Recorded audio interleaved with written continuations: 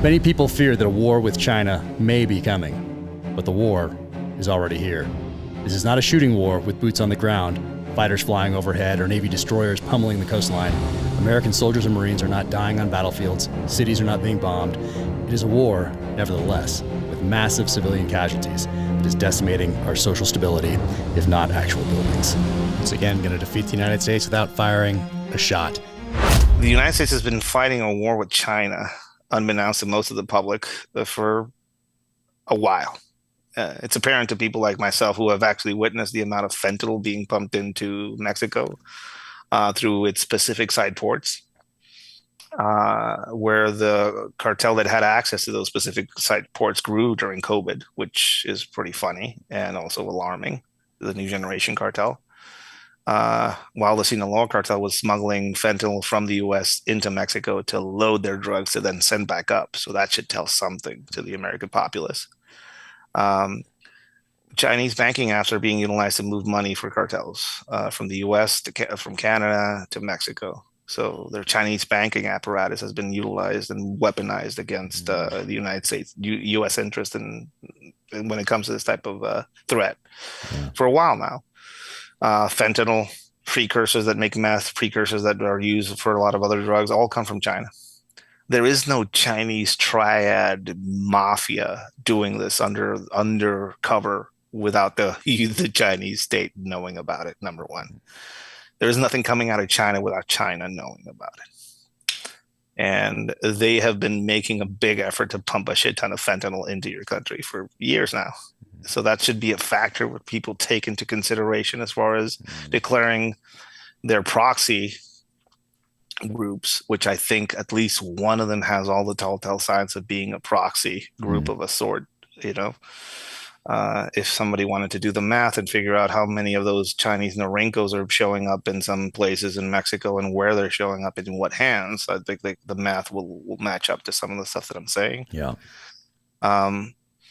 I think there's a big effort being done, and Mexico is basically it's our current modern version of Vietnam, where two foreign powers are basically fighting it out in a foreign country. Mexico is an example of that. At the start of my career, I found a giant ball of black tar heroin about that big, and if you ever seen any of that shit, you can smell it before you see it. After that, I never saw that color of heroin again. It was always light brown heroin, powdery. Somebody told them that if they infuse it with fentanyl, it would make it a hit with the consumer. Now, who that was and who came up with that idea? Well, this is all during the time when Chinese chemists are basically setting up laboratories within legal regulated pharmaceutical industry in Mexico. People can look up Sen G. Legon, Mexican Chinese industrialist who was caught with $100 million at his house. Wow. And to just figure out what he was into, pharmaceutical industry. So you started to see fentanyl laced heroin being flooding the U.S. market. That's the evolution that I first saw. Yeah. And now you're seeing them shift to pain medication, being clone pain medication, and also infusing everything with fentanyl. Cocaine markets are stable because these cartels are now established all the way down in Colombia. You'll go to Colombia, go places like Medellin, and you'll have cartel-specific distributors, you know, and Mexicans are all the way down there. You saw Mexicans try and set up growth operations in other parts of South America. They're not Colombia, trying to get them a bit more north, you know, trying to figure that out. All the while, they've expanded their influence in places like North Africa, Southeast Asia, China, for example. Not that they're there operating, but they're there, you know, gathering and meeting people probably, and all over Europe. So the influence of these criminal organizations has expanded in an insane way over the years. As far as what they're into, I mean, anything that is, I think the current trend is fentanyl laced everything. Pill presses are being found all over the country. Packaging, you know, an Imodium package that has all the Imodium pills, but that's not Imodium. Um, the pain medication being manufactured to look like, oh, this is, one of those feel good pills that they give you at the Mm. VA, but it's Wow. not. It looks like it, but then you'll end up dead the next day. That's that, a lot of the deaths attributed to fentanyl right now in the United States. Legit, many of those people didn't know what they were taking. Wow. I was in Cleveland and heard the story about these three teenagers doing cocaine for the first time, and guess what was in the cocaine? Those three kids got buried a few days later, and they were just fucking idiot kids. Yeah. I remember when you would find a joint on the ground and you'd be like, oh shit, this is the greatest day ever. Now there's no fucking way you're gonna smoke that thing. You don't know what's in it, you know? It is a dangerous and very dangerous time to be young. Yeah. Like it's one of the most dangerous time in history. Yeah. And in one of the most dangerous places in the world, I guess, to be a kid, which is as a society,